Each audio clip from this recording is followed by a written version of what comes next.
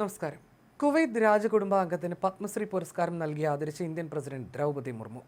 Sheikh Ali Al Jaber Al സബാഹിനാണ് യോഗ മേഖലയ്ക്ക് നൽകിയ സംഭാവനകൾ പരിഗണിച്ച് പത്മശ്രീ നൽകി ആദരിച്ചത്. പത്മശ്രീ ലഭിച്ച ആദ്യത്തെ കുവൈത്ത് പൗരയാണ് Sheikh Ali Al Jaber Al Sabah. കുവൈത്തിലെ ആദ്യത്തെ ലൈസൻസുള്ള യോഗ സ്റ്റുഡിയോയായ ധാരാത്മയുടെ സ്ഥാപകയാണ് Sheikh Ali Al Jaber Al Sabah.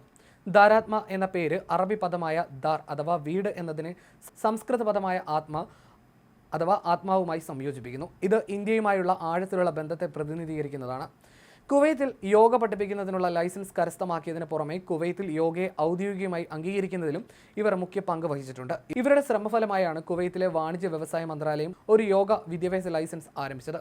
കല, സാമൂഹ്യ പ്രവർത്തനം, പൊതുകാര്യങ്ങൾ, ശാസ്ത്രം, എഞ്ചിനീയറിംഗ്, വ്യാപാരം, വ്യവസായം, വൈദ്യം, സാഹിത്യം, വിദ്യാഭ്യാസം, കായികം, സിവിൽ സർവീസ് തുടങ്ങിയ വിവിധ മേഖലകളിലെ അസാധാരണ സേവനത്തിന് അംഗീകാരമായി നൽകുന്ന ഇന്ത്യയിലെ ഏറ്റവും ഉയർന്ന സിവിലിയൻ ബഹുമതികളിൽ ഒന്നാണ് പത്മശ്രീ.